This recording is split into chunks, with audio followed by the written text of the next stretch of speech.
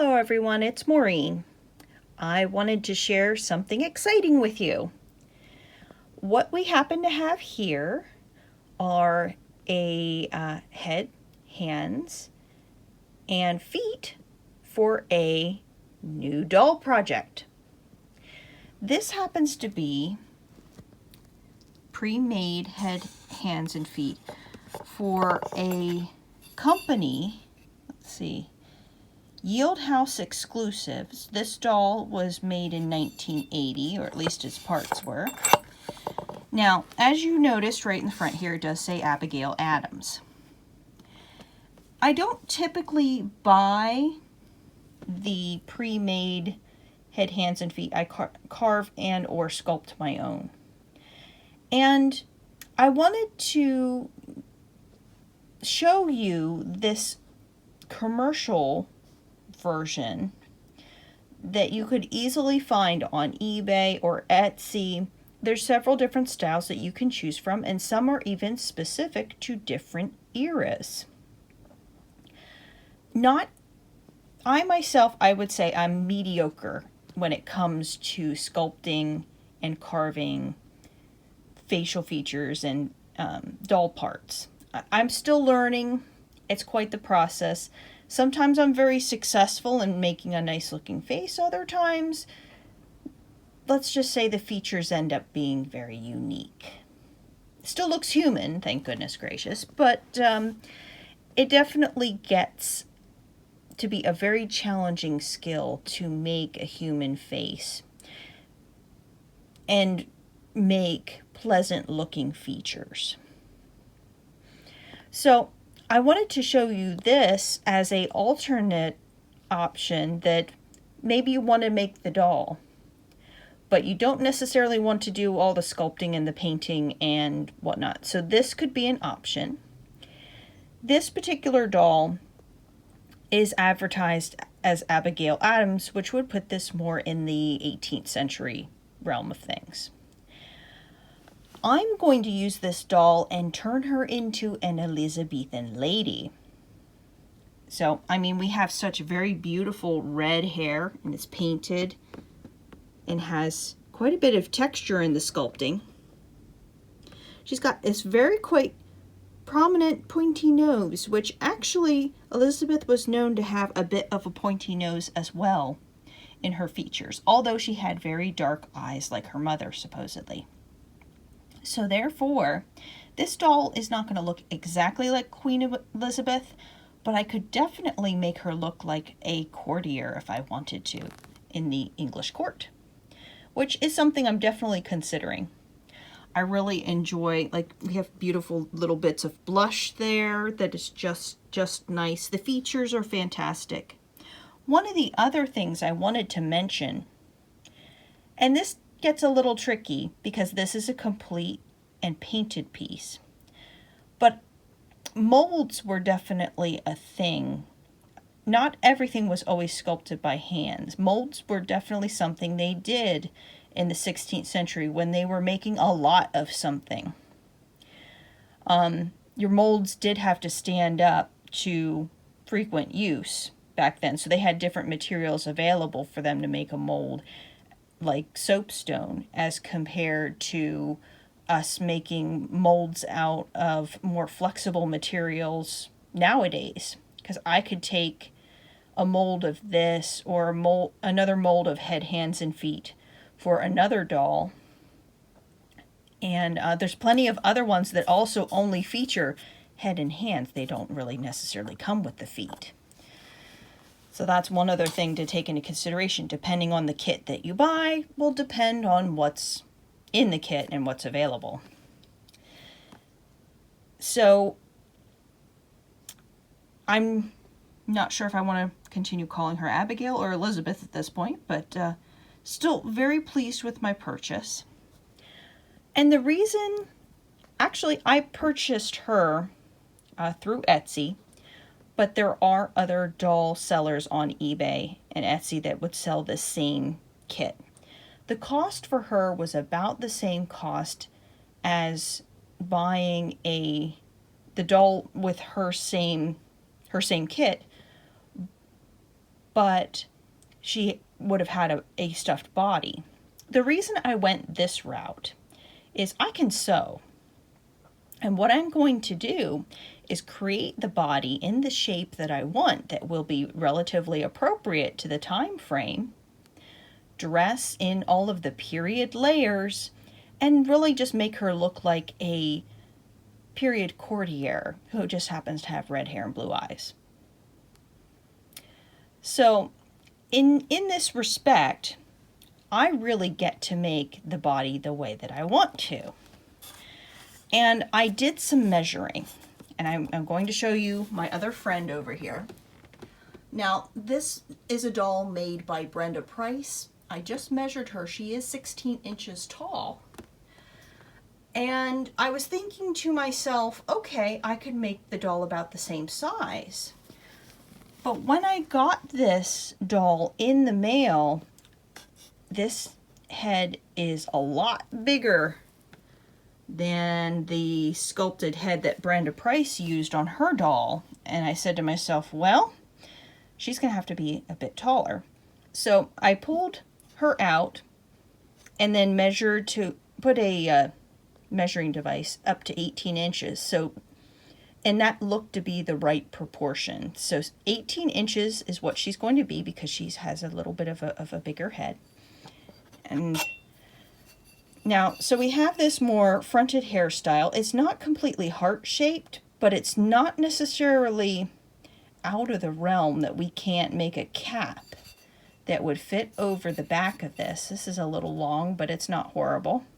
Could definitely make a cap to go over this that has a wired edge with lace and create the heart shape by using the hat and the costume to create the heart shape. So I have plans for what I'm going to do because headgear, you know, headwear, headdresses were a thing back then. People wore hats. So that's what's going to make her have that heart shape a little bit more. I mean, this is very nice and rounded. And she has a little bit of a slight widow's peak. So we can definitely accentuate the heart-shaped features of this doll just by playing with a wired hat. And since we already have fantastic little shoes that are flat, I mean the heels on them are very minor, it gives me a flat surface to be able to make her freestanding. So what I'm going to do is create the body of the doll. There won't be a head because we're going to sew this on the top of the shoulders of the stuffed doll. But I'm going to wire the body, the arms and legs. So with something about the thickness of a coat hanger. So we're talking a wire that's fairly stiff. And put that inside with the stuffing. I might double it up in the body, but in the arms and legs, I'm just going to have a single piece. And because these pieces are hollow, I can easily fold a rounded end of the wire into the forearm and into the shin. They could be sticking out a little bit. I would still want to include, because I don't want that wire scraping against the inside of the porcelain. I could put a little bit of stuffing down in each of these to keep the wire from scratching around, which I think is always very important. I'm trying to leave this in its original condition. I don't want to be messing with the paint. I'm not going to change the color of the eyes. That's why she will end up being an Elizabethan courtier and not necessarily Queen Elizabeth herself. Although, and I'll show this in the video here, someone did make a version of Queen Elizabeth using this same hand sculpt, and I'll share that with you on this video right about now.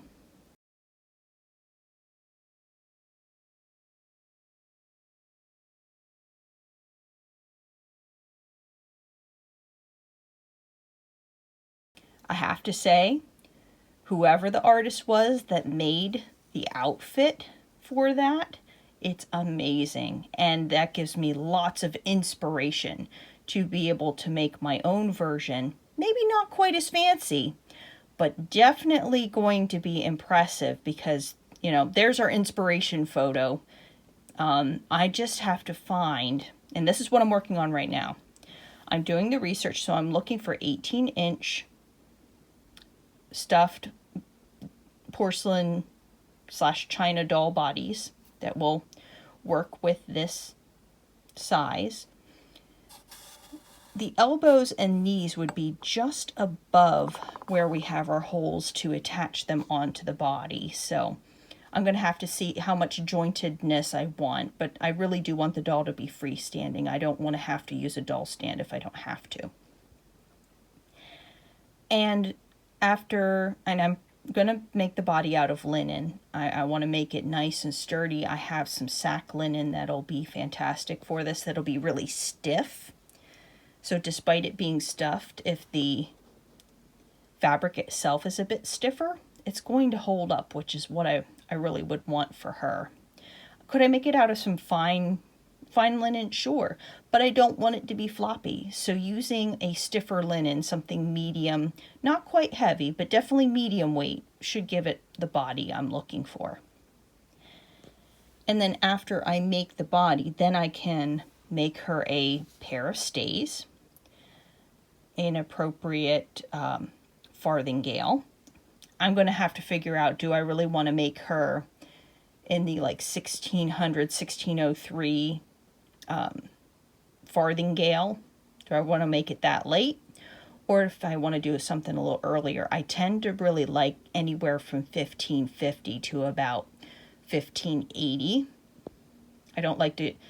1590s is cool, but you run into the wheel farthingale and that width that I'm just... It's amazing. It is totally a fashion statement, but that also means that where I'm keeping her, which is going to be on the shelf with the other Elizabethan lady over there, I only have so much room. I can move the fairies, but, you know, room is a thing. So, things to consider. But I wanted to share with you my excitement for this upcoming doll project. And stay tuned to the channel because we're also going to have full-size clothing projects. I have plenty of wool kirtles that I have not made because there's not really been any SCA events to go to. But I can show you how to make a Tudor wool kirtle, which is pretty much good for just about anything within the Tudor period, so to speak. What tends to change is the bodice shape and sleeve configurations. And it also depends on your status, but we've already gone over a little bit of that. But there will be some full-size clothing projects this year in 2022, so stay tuned for that. And I also wanted to thank my 5 new subscribers on the channel. Welcome! We are a unique little niche of YouTube here where we study historical clothing and dolls to also help us figure out patterns, because fashion dolls were how fashion was communicated back then, before those nifty magazines that we know about in the Victorian era and the bridal magazines you see nowadays on your grocery store shelf or newsstand, so to speak. I upload every other Friday, and of course you can always send a message to me or a comment. Always happy to hear from you folks, and you can tell me what you're working on. I will talk to you guys soon. Bye-bye.